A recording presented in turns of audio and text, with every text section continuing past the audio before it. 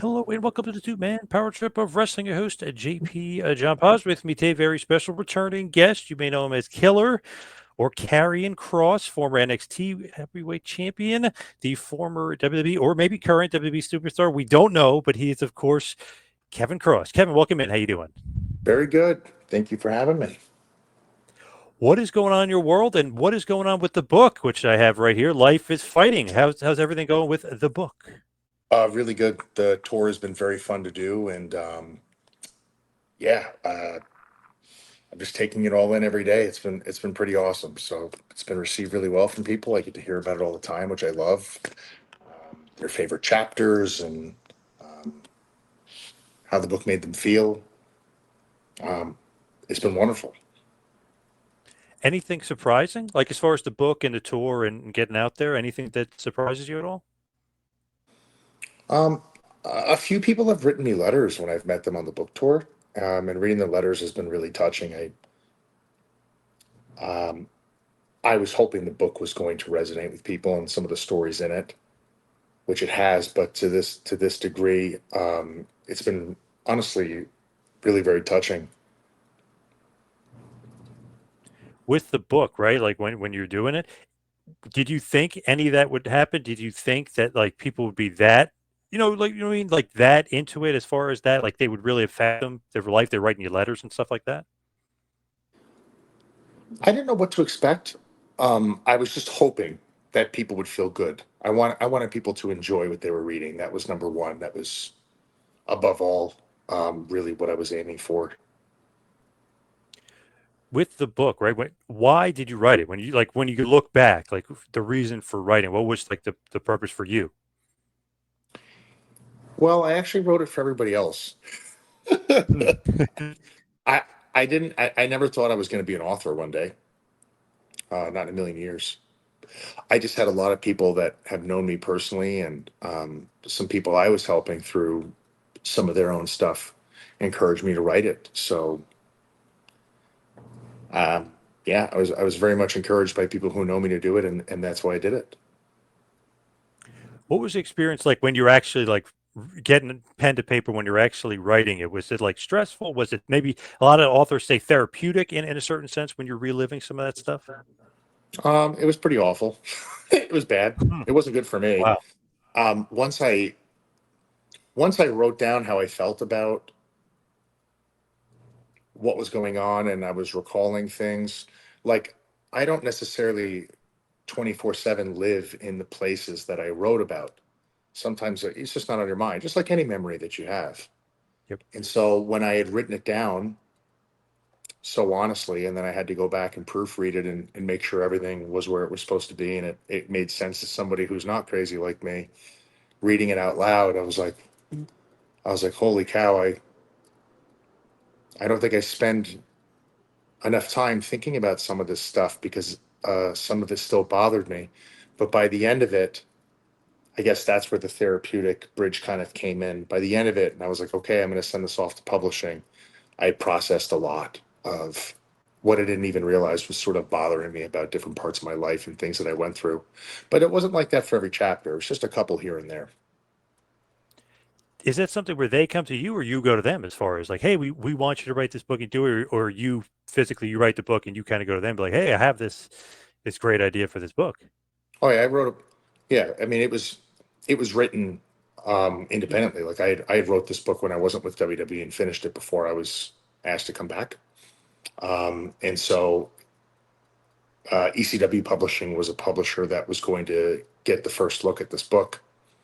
When I got to WWE and I told them that I had the book, um, they just wanted to review it and make sure, because I was with the company at the time, that there was nothing in it that could be misconstrued or inflammatory towards the company, which there never would. That's not how I am. So it just took them a really, really, really long time to do that, I guess. So it wound up going to the publisher that I had already made contact with prior to coming back.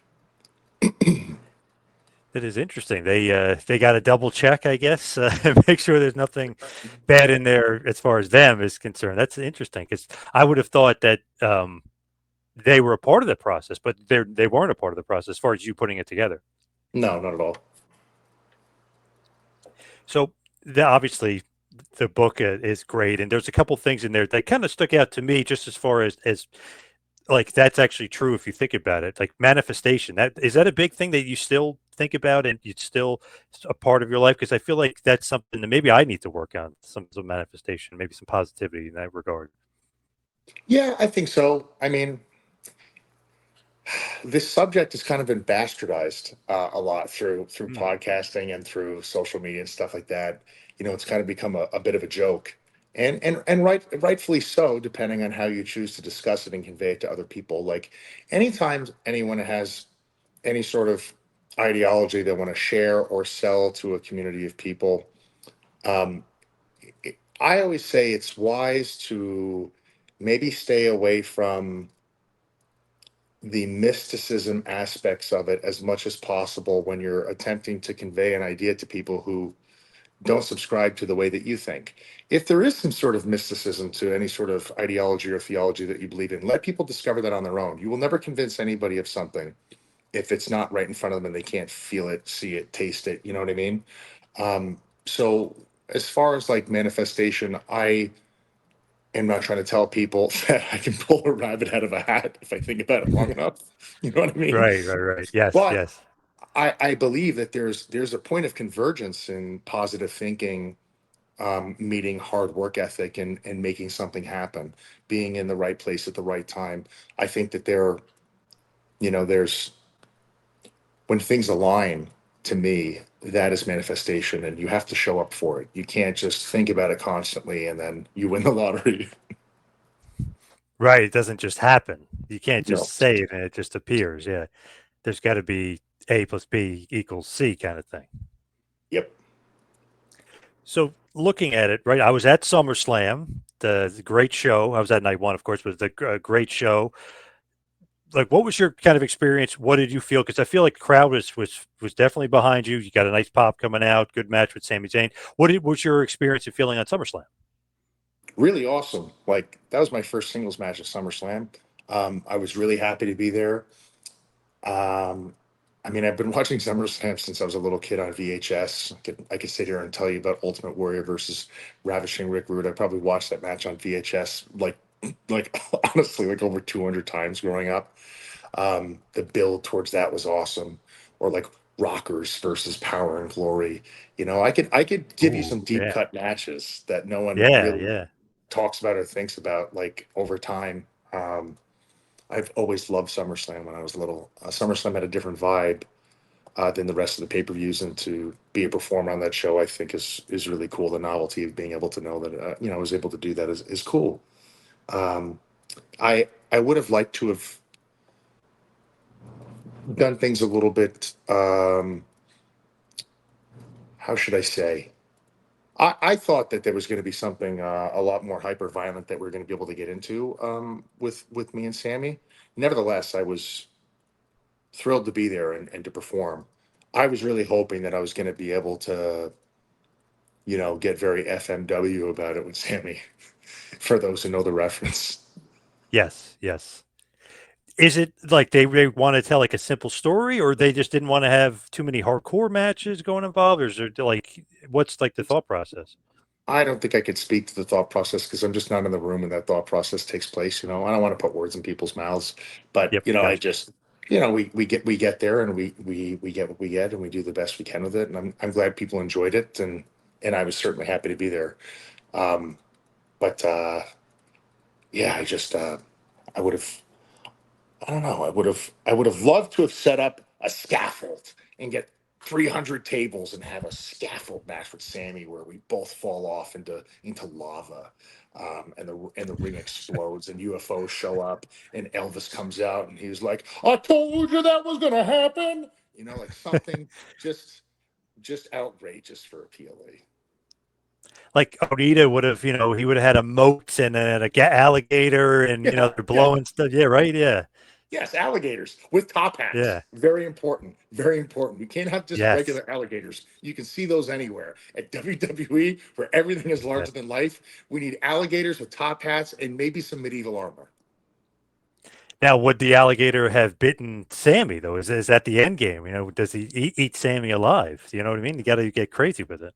I mean that I would imagine they'd want to eat him instead of eat me because Yeah. he was a liar. But I mean I have to keep my word. I said I was Yeah. going to leave him alone if he won. So I mean I have to leave him alone.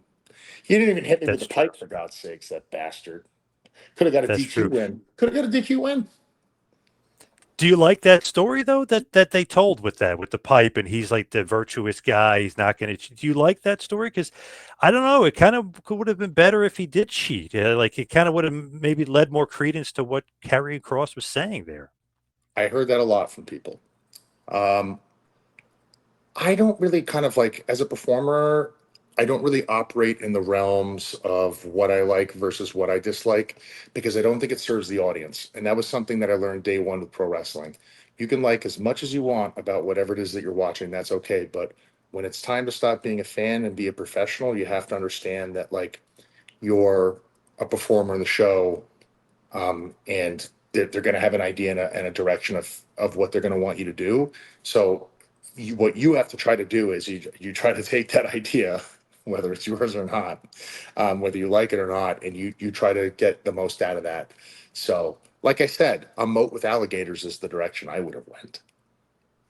I mean, we can't go Onita right where he's going to burn the Sheik alive in the middle of the ring, but something like that would have been pretty damn cool. But I why like that not? idea. What? Where were you on Saturday? Where were you, dude?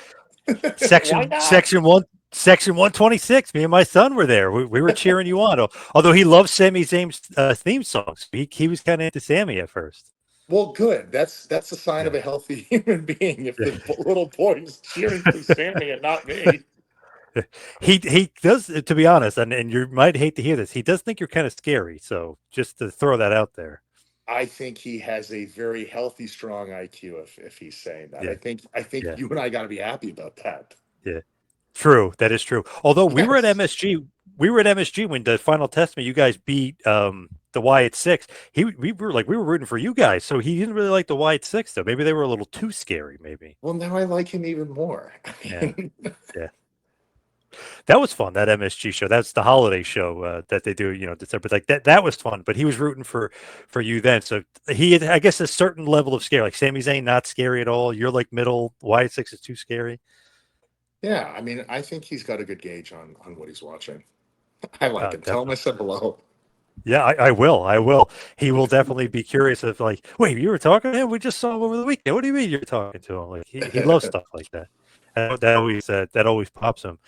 But with you, I have to ask, and obviously you don't have to answer, but people are gonna be like, why didn't you ask? Are you an idiot? Blah, blah. Are you a free agent? Are you really a free agent? Because it seems like free and clear right now. It doesn't seem like you are part of WWE. It seems like you are a free agent, if you will. I'm still under contract. Oh, okay. Yeah, I I saw a bunch of stuff online today. What is today? Thursday? I don't know when you put this Hmm. up. Today's Thursday. I saw a bunch of stuff online Few today. days. I don't know where it's coming from, and I don't care to speak to any of it. But I mean, all I can tell you is the only way you're going to get the real story is when you get it from me. That's all I can tell you. It is weird though with a lot of the quote unquote dirt sheets or a lot of the wrestling media. They've been wrong, I don't know, a lot lately with some of the stuff. And I don't know if it's a guessing game or if maybe they're hearing it from the wrong people, but I don't know. I feel like they've been a little off their game, so to speak, a little bit lately. I can't really speak to it because, to be honest with you, I really don't pay a lot of attention to it. It's only when it's being completely shoved in my face. And Right. like friends and family that I know are sending me articles being like, "This isn't my news feed. Is this true?" And I have to be like, "Guys, relax. Like, don't you think I would have told you if something like this happened? You know?" And even with Yep. this, like, this is just always going to be a reoccurring thing, with media in general, where they select something that somebody says and they completely wipe away the context, and then they try to isolate the statement for a clickbait headline, and no one actually reads the article. People get wound up, and they don't realize people haven't figured it out yet that how ad revenue works and monetization for clicks and stuff like that online, and they get pissed or they get disappointed. I'm not saying everything that every single website says is not true, and that's how every website operates. But People get worked all the time, and they know what they're doing. Like they absolutely know what they're doing. But I can't really speak to any of the legitimacy of anything that is being recently reported. But I'll tell you right now, everyone's going to know exactly what's going on very soon. So, like, they're going to know. Nice, love that. And obviously, like you said, you're not a free agent. I don't know where they got that from, but I get maybe they're guessing because you lost at SummerSlam. That's just a guess that I'm throwing out there. I don't know. I don't want to. I'm not. I don't. I don't worry about it. It doesn't. It doesn't affect my life at all. But for the sake of people who actually care and it means something to them, like I, my heart goes out to them because I don't know. Eventually, you know what's going to wind up happening. Eventually, people are just going to look up who's actually publishing the articles, and they're never going to read those articles when they come from a particular person because their Yep. legitimacy as someone who's supposed to be a source is going to be shot. That's what's eventually going to happen. Yeah. I totally agree. Now, obviously, we want Cross. It's a huge chant going out there. When did you kind of start noticing the groundswell for yourself? Because now people are calling you like an underdog, which is funny, a 6'5", 265-pound underdog. But they're saying kind of like, you know what I mean? Like, when did you kind of notice the we want Cross stuff? Well, I feel like that began shortly after the AJ Styles match at the beginning of the year. And actually started like outside the arenas before it ever started inside the arenas. And at the time, truthfully, I didn't think that. I just, I didn't think that that was going to translate to what was going on inside the arenas because I didn't think I was going to be seen enough live with a live audience for that to actually carry over. Um, but a series of things happened where everything I was doing was resonating with people. I guess is the best way I can put it. That match with AJ, great match. But that kind of was almost like everyone's like, he's a great talker. He's such a great promo guy. I go, "Well, like, let's see him do in the ring. And then you nail it in the ring. And then I feel like the groundswell was even more. Then they started really getting behind you. Yeah, it's challenging being a heel in commercialized wrestling with just the realities of it in terms of match format, unless you're there live. Because when you're watching wrestling on TV, typically, the guys walk down to the ring, and shortly after that, once the match begins, it goes to commercial. So on TV, most of the time, people don't really get a chance to see a lot of the heels work because most of their work is going to be in commercial break. It's just the reality of formatting. That's just kind of what happens. Yep. So a lot of the work that I've been doing for years um, was in commercial break, and then we come back from commercial, and depends on the business of the night what that winds up looking like. But um, it can be tough. It can be tough showcasing and demonstrating your work when you have a short amount of time with a commercial break in the middle. It's not impossible. It's not to say that it's impossible to build a relationship and a connection with the audience, but it's going to be very different in relation or comparison to other different matches that are going on in the show that might have more time allotted. PLE is a prime example. You don't really have commercials in the middle of the PLE matches, so people can really see what you can do. Um, but it's just part of the business. Um, and I'm glad that we were able to get to where we were. Super happy about that. So interesting that people were saying it. I honestly don't know if it is true or not because I thought they were chanting "We want Brock." A lot of people were saying at SummerSlam they were actually saying "We want Cross." Did you hear any of that, or did you pay any attention to that? Were people kind of almost arguing with each other over what people were saying outside the arena after the show? No, Oh wow, okay. Funny because I was literally last night. I was talking to Conan and Disco, and they were saying, "Do you know what the fans are saying outside of SummerSlam?" And I was like, "I thought it was We Want a Brock," and they were saying they thought it was We Want Cross. So even just normal conversation, like, "Do you know what that was saying?" Like people still are kind of baffled. They don't know. It could have been We Want Cross. I mean, it seems like in the arena it was We Want Cross earlier in night one. I know that. that's fun. Somebody sent me a bunch of videos of people in the audience. Uh, they were recording themselves on social media when they were in the audience and tagging me in it, and they were saying "We want Cross." But I don't know. I just thought it was. I obviously saw when it went up online. I just laughed. I mean, it's kind of my usual reaction to shit. Yeah, you seem like you don't get bothered, but the fans, I mean, they're like they're upset about it. You know, they get mad about it. Like, hey, we want Cross. Like that's what we're chanting here. You know, Yeah. it's great to have that fan base. I mean, like as far as them being so passionate about you. I mean, because that's kind of like the name of the game here. You want fans invested so much so that they're actually getting like visibly mad and recording themselves. Hey, we're chanting this. Yeah, it's awesome. And even Paul Heyman recently, I think it was with Ariel Helwani, he really put you over. I don't know if did you get a chance to see that he really put you over. Oh yeah, I was very, very, very flattered. Super flattered. Definitely. I mean, I was at a loss of words when I saw that. You have lots of conversations privately with people in the company that you might not have publicly. People passing out compliments and stuff like that about each other is a rare thing, and to get one from Paul publicly, he's always been very good to me for many, many years, and I've always been a fan of his.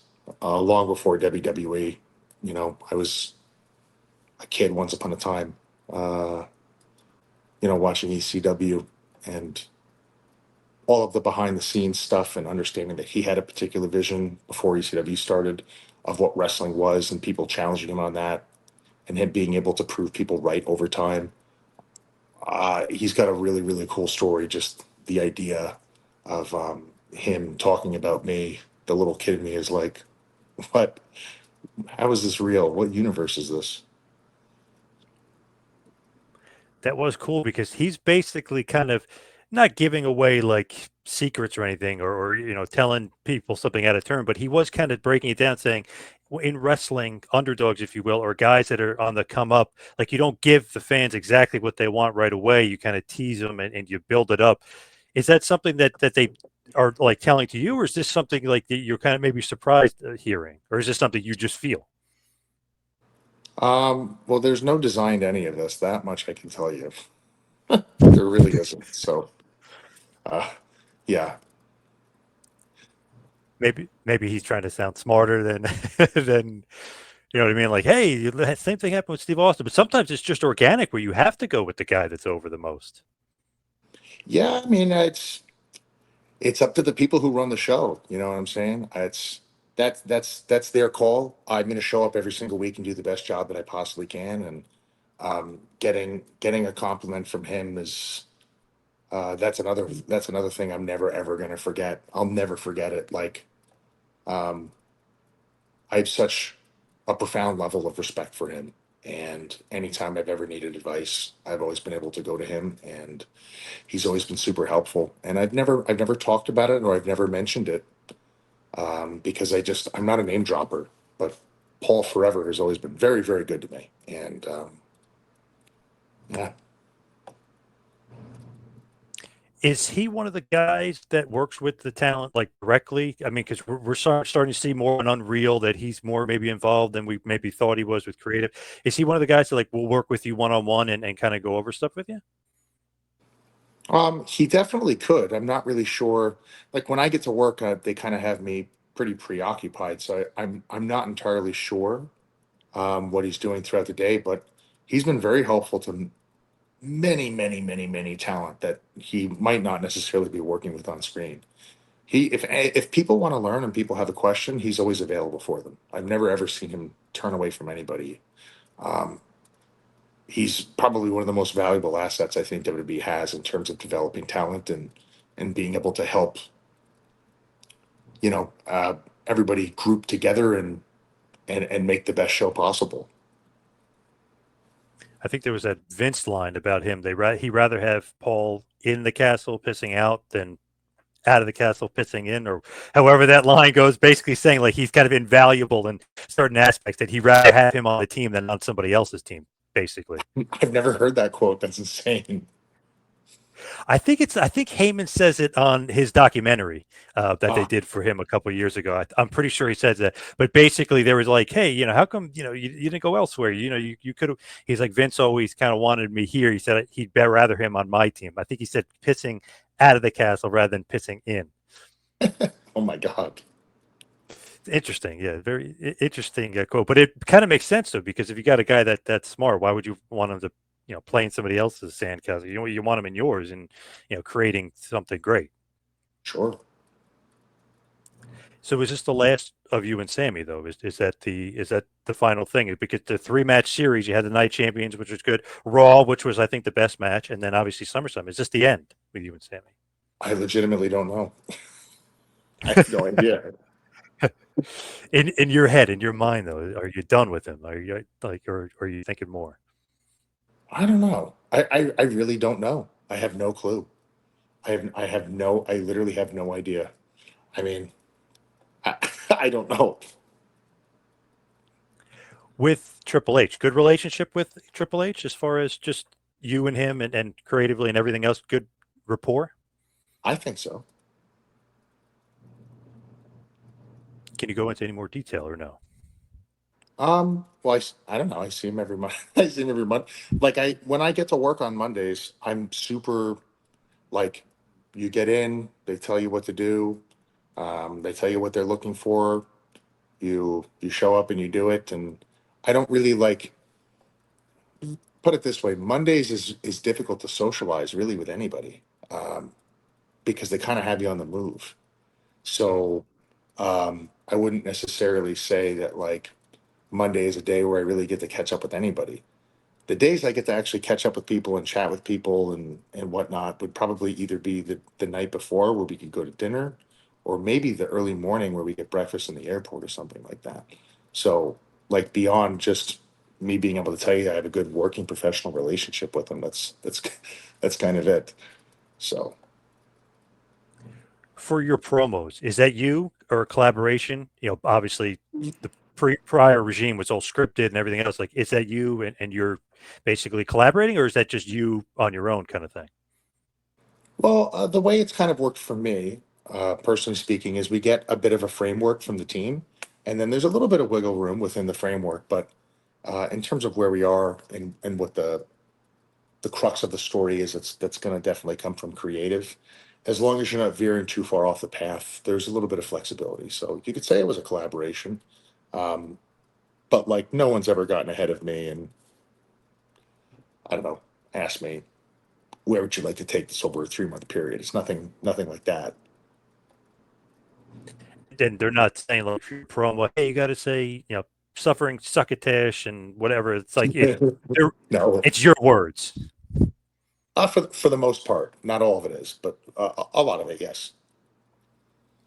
Because I feel like your promos definitely, as far as promos are concerned, for sure, some of the highlights of the night, even if it's just you and Kathy Kelly, and even if it's just 3.5 minutes or whatever it is, it always seems to knock it out of the park. It always seems like it's going to be interesting and intriguing because it always seems like, man, what is this guy going to say? It's like Sean O'Hare back in the day. I know that his was like very short and sweet, but it was very like this guy seems like he's very honest in a certain way, maybe a little demonic, but you know what I mean? You're going to get like this guy is being truthful with you. You believe what he's saying, and it's going to be interesting. Like this guy is maybe he's going to say something that's not necessarily normal promo speak or wrestler speak, right? You just seem like very, I don't know, to me, like the highlight of the show most of the times is your promos. Thank you.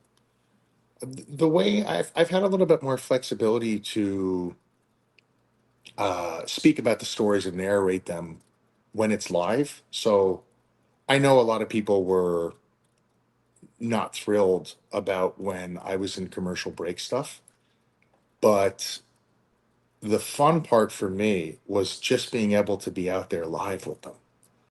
And so when you're out there live with them, all of the material that you've been given to speak about lands very differently for people watching who I guess have that top tier subscription or get to watch it on social media and the live crowd. And like any opportunity that I got, I was very happy to have it. And I've always wanted more. And it felt like there was a little bit more leeway for improv when I was out there live with the crowd, because it's an understood thing that you go with where the audience goes. You work with them, you work off of them. So I always really enjoyed doing this stuff live more than the backstage stuff. not that I disliked either or. I was ready to do anything at any time, but I really, really enjoyed any sort of live material that I got, because then I was able to demonstrate that I could work with the audience on a whim, no matter what they're saying or what they're giving me. I can work with it. And I also think viewers, my opinion, just my opinion, I think viewers also like that a little bit more than sort of the closed off backstage stuff. I think they like, as a viewer at home, they like to see how the audience is reacting with the performers. So a little bit more leeway when you're out there with Kathy or Jackie. Very Nitro-esque with Mean Gene back in the day when he would be out there and the crowd and they would go back and forth. I love that. Like that's the way to do it. Me too, and I grew up on that too, so I know exactly what you're talking about. You remember those? Like they feel very different than the rest of the stuff in the show. There's more energy, obviously, because everyone is involved in the building. So Yeah, I mean, a Flair, he says something and he starts ripping his clothes off or, whatever. He put Mean Gene's in the middle. Like, what's going on here? It just added like an extra level. Like, you didn't know what was going to happen, but it was cool though, because the crowd get involved and then the character can react off of the crowd. So it made it yes, even cooler. oh yeah, I do think though, when they do that commercial break or they're like cutting you off, this is maybe stupid of me, or maybe I'm being foolish, whatever. But I think that kind of led to more people being a fan of yours because they're like, give him more time. Like it created a groundswell. And even me and my buddy, we always you're like, why don't they give him more time? Like, and then all of a sudden you're the number one T-shirt seller. So in a weird backwards way, it did kind of work to a point in your favor to me. yeah. I know that there's an idea in the air where people are trying to frame it that way, and I don't think Yeah. it's entirely wrong. But the reality of it is, I was not given very much time to Right. do anything. And I Yeah. had to make the most of the time that I was given. And if I was given more time, I would have done just as good of a job or better. So I know that people are thinking like, well, it's because they weren't giving him anything. No, brother. That's part of it. The other part of it is that I was able to learn a new skill, which was to squeeze blood from a stone. So that's that was the big part of it. There's an underlying spin here that Yes. there's some Yes. mastermind behind the crowd getting behind me, and I can tell you, I can assure you, certain people did not ever want this to happen. So you can read into that however you like, and that's Right. the audience knows that. Hey, though, the guy that's actually squeezing the blood from a stone, it's a mastermind to me because, and maybe the puppet match, because he knocked it out of the park with this stuff. I mean, taking something so little and creating that and being able to be the number one T-shirt seller and everything else. I mean, that's a damn great skill. I think so too. Was that shocking though? Like number one T-shirt seller, and it wasn't for a day. I mean, this was like for like a month or whatever. I mean, this was an extended period of time here. Oh yeah, definitely. One of the coolest parts about that, I think, is I was able to achieve this, and it wasn't even something that I did on television. I wish it was. I wish it was, but I did that with maybe, I don't know, a minute and 20 or a minute and 30 seconds improvisationally on a WWE YouTube channel. And I tried to tell people for a long time, if you really let me step up to the plate and swing, I could do this for you on the biggest scale possible. And um, I just all I needed them to do was turn the camera on, and I would take care of the rest.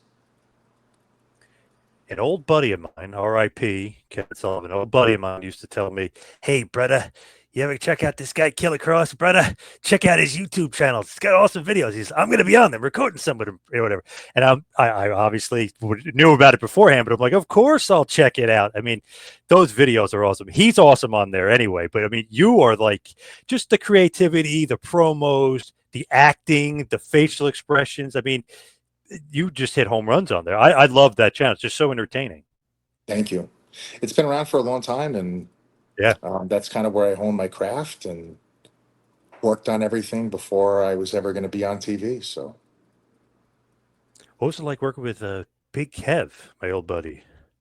easy and fun. He had a great sense of humor about everything. The way people think he is versus the way he actually was is quite different. Um, yeah, loved his baseball, loved talking about his family. Um, very easygoing, um, laughing about everything. I miss him a lot. Funny thing about him is that I think people are like, oh, he's demonic, he's nuts, and all that other stuff. He's one of like probably the smartest wrestler. No offense, even though I'm talking to you right now. He's probably the smartest wrestler I've ever met. Just because any subject, he's like a sports almanac, but then he's like a trivia guy. Then he's a history. Like he's probably. And I was just talking to a buddy of mine, Jeff Buchans, not long ago, former fencer. He was a good buddy of Kevin. We were talking about like, man, any conversation you could bring up with this guy and he could like have a full blown conversation. Like, what a smart, like savvy guy, and even like sports, of course, he knew everything. Yeah, we had a conversation about the parallels of different things that I had done before WWE with my character and things that he did when he was wrestling full time. And he was saying like when he was a young man and came up with the whole Taskmaster concept and the family and all that stuff, he was saying that he noticed socially that people had like this sick obsession with sensationalism, whether it was a good thing or a bad thing. And he said like he just remembered watching TV being like, why are his wrestling mind? He's like, why are we giving airtime to these sick people who do these crazy, disturbing things on the news? Like we're turning these people who should be in jail forever into celebrities. And then he was like, like they're not good people. Oh, they're bad guys. He's like, oh, we need bad guys like this in wrestling. And he was like, man, if we had a character or a guy or a girl that could do some of this stuff, he understood that like obviously there was an attraction to it. And so he leaned into it based off of the way society was reacting to these people, doing crazy stuff in real life on TV. And that's kind of how he came around to developing a lot of this stuff. But he thought it was nuts. He himself thought it was nuts with all that crazy stuff going on, back in the 70s and the 80s. And you'd hear about a new crazy person on the news, or they got him on, Geraldo or Donahue or something. And um, he was just very, very smart. He would try to learn as much as he could about things and go to a great length to understand the depth of a subject before he would talk about it. Yes, so smart. And like Charles Manson, for instance, like they turned him a celebrity. This guy's a nut job, and they made him like famous overnight. And they're like, people that were like in love with him and everything else. It just they turned some crazy nut job, and Kevin obviously used that to kind of his advantage, if you will, with his character. Yeah, he saw it. He just said, he's like, I think this is insane that these people are put up on a pedestal, but if people have an interest in this type of stuff, it might work to convert an idea of that into wrestling, and it totally did. That it worked for sure. And you released I think it was a voicemail in one of the videos from Mhm. Kevin, or what was it? Oh, it was a voicemail. Okay. Yeah, I have a bunch of voicemails and letters, Christmas cards, birthday cards, and stuff like that from people. Some of them still alive, and then some of them, are not alive anymore. And I hang on to those as like mementos. And anytime I was ever in like a really, really low period in my life, I would go back and look at those cards, or I'd listen to those voicemails. I have voicemails from my grandparents or friends that have passed away. I had a voicemail from Kevin that I would listen to from time to time when I was like in a dark place, not good place, and I just decided to share it.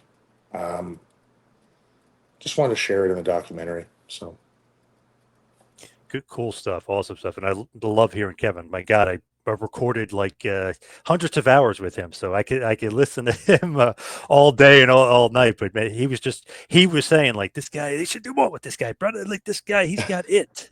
You know what it is? It's like he's got it. yeah, Love that. When you're like doing promos and stuff, is he a part of like not the character, if you will, like Kevin Sullivan, the heel, the devil, the character? Is that a part of Cross and like promos and stuff, or like who is in your mind? Like people get like Hogan gets it from Superstar Billy Graham a little bit, or a little bit of Dusty, a little bit of Austin Idol. Like, is Kevin a part of that mix for you? I yes and no. Like I really liked a lot of the stuff that he did, and coincidentally, I began to do a little bit of it in my own act. I'd love to tell you that was on purpose. It kind of really wasn't. It's just kind of the way things happen. I was never looking for a valet or anything like that. Um, and I definitely never played any sort of satanic character. I've played like an evil or a dark character, but like I've never put any like imagery on myself. You know what I Right. mean? In that Yes. field of stuff. I just thought Yep. that would, for me personally, that's too far. It's not a character I'd want to play. But I've always loved the story of Darth Vader and Luke Skywalker, or the Emperor and Darth Vader. Not to Yep. say that Cross is sci-fi and he's got, a lightsaber, but the idea of, the dark alluring the good into it. I just think it's a tale as old as time. It goes back to Ra versus Set, ancient Egypt. There's just different aspects of it, the Shakespearean gaga of it all. I've always loved all that type of stuff. That's probably has to do with the entertainment that I've grown up watching as a kid. I was born in '85, so a lot of that, was in movies and TV and cartoons and stuff. But yeah, I can't necessarily say that. When you're looking at that, do you draw influences from wrestlers or more from characters like a Vader or like an Emperor Palpatine or something like that? I don't know. It depends on what the story is. So if the writers had this idea in the air, and here's where they are starting, and here's where they want to go, and we have to fill in the blanks on the way there. We can't fill in all the blanks because the story has to balance out on the show with all the matches and stories. But I guess it just depends on what I'm doing for that particular program they put me in. And I may draw inspiration from something that I saw or heard, or music or a comic or something like that. But I don't have a preset thing that I go to and be like, like a particular book of on one guy, or a series or something. Yeah, like some guys, for instance, like a Punk or something like that. It's almost like subconscious because he was a big Piper fan. You could see he's starting to do a little bit of Piper, or like Funk starting to do a little. Does that ever happen? Do you think like subconsciously, where like you watch the guy so much, you're like, man, I love this guy. He was my favorite. I'm actually starting to act like him a little bit. That hasn't happened to me, but I know exactly what you're talking about. I've seen that happen to people. Oh yeah, absolutely. You start to become like it, like Macho Man for whatever. Like sometimes you gotta just talk like him. Like that always happens. It feels like a lot of the guys. I've seen it happen to people. Sure. So with Cross, I mean, obviously the character he's so over. The t-shirts, killing it. Like, what do you think as far as yourself? Like, are you happy with where you're at? It just like the book is killing it, and I'm looking at Amazon's number one, like everything. Are you happy, or you're never content? You want to push forward? I mean, I'm always happy.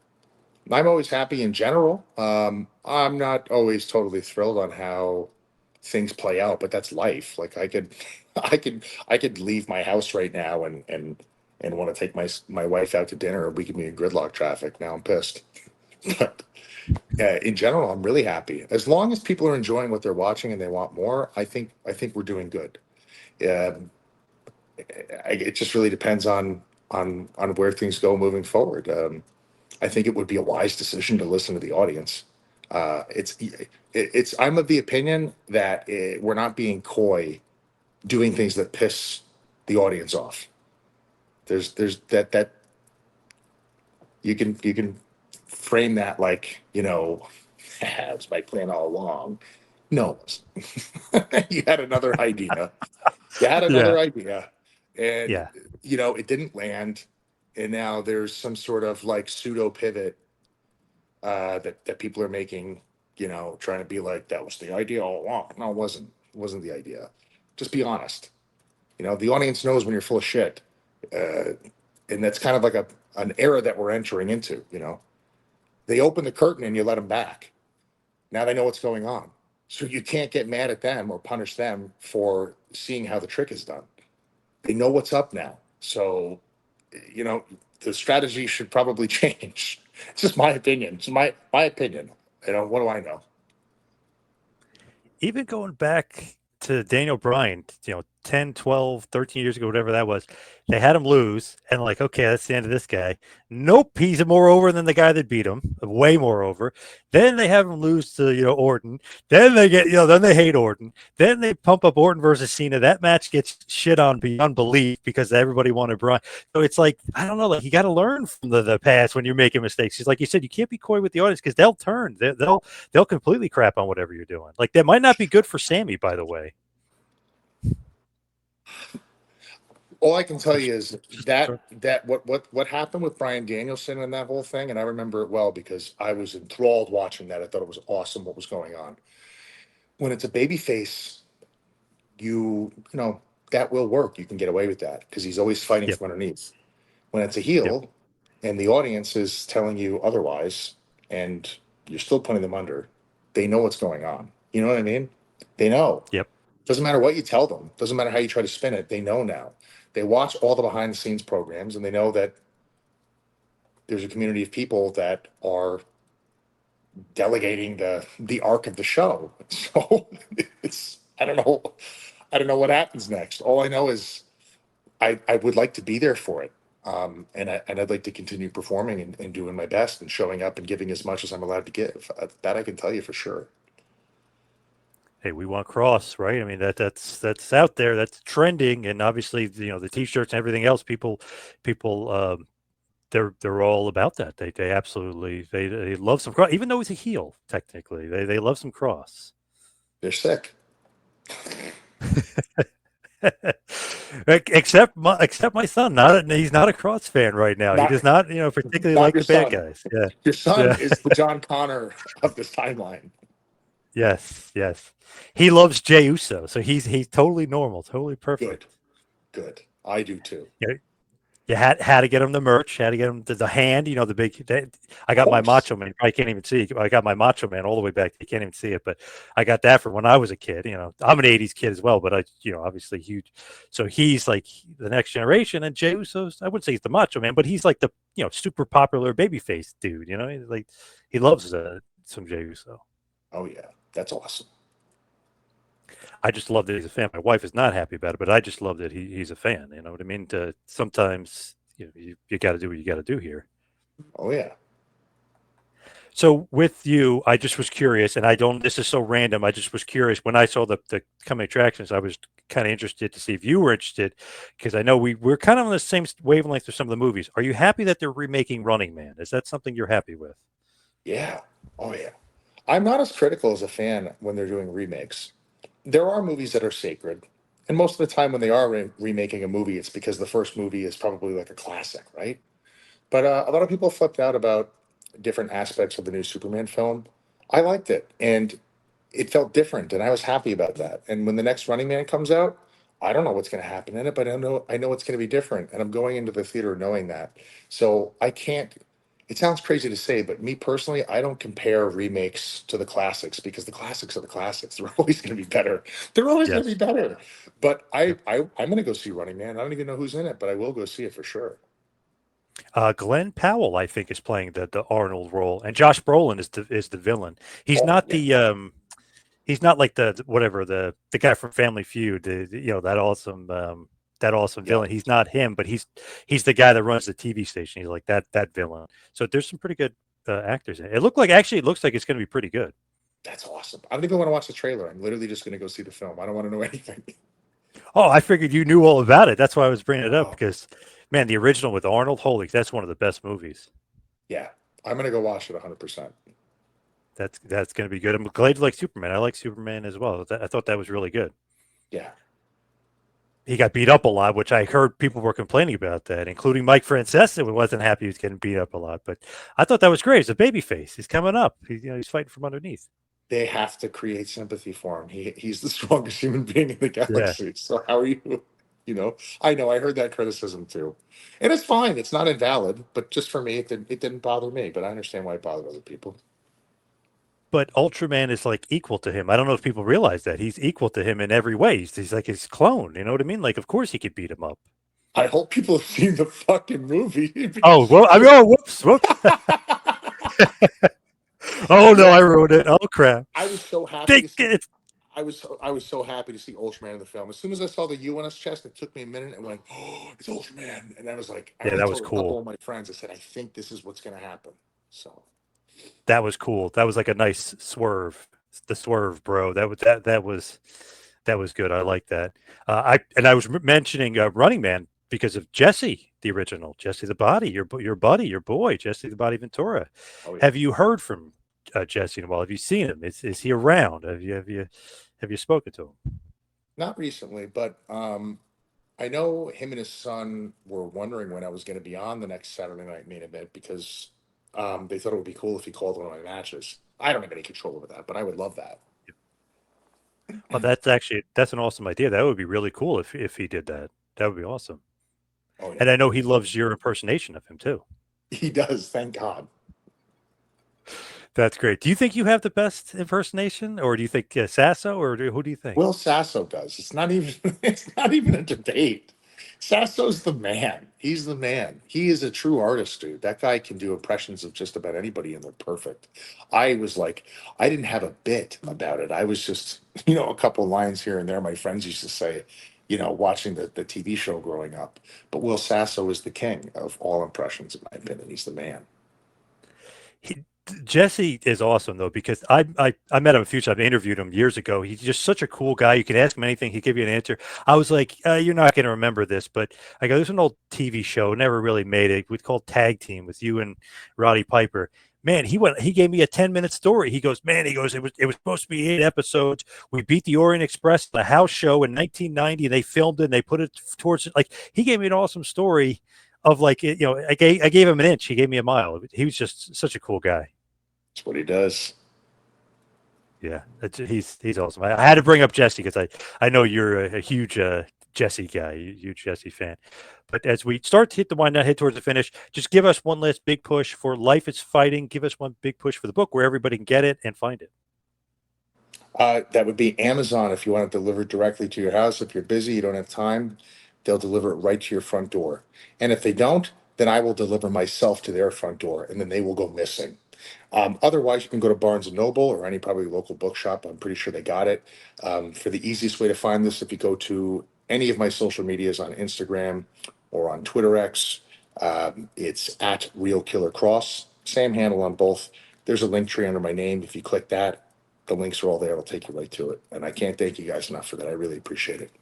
Life is Fighting. I got my copy. Hey, it's surprisingly so for wrestling fans. You might learn something too from that book, which is great. Maybe a little bit of a change up. So Life is Fighting. Everybody, get out there and get it.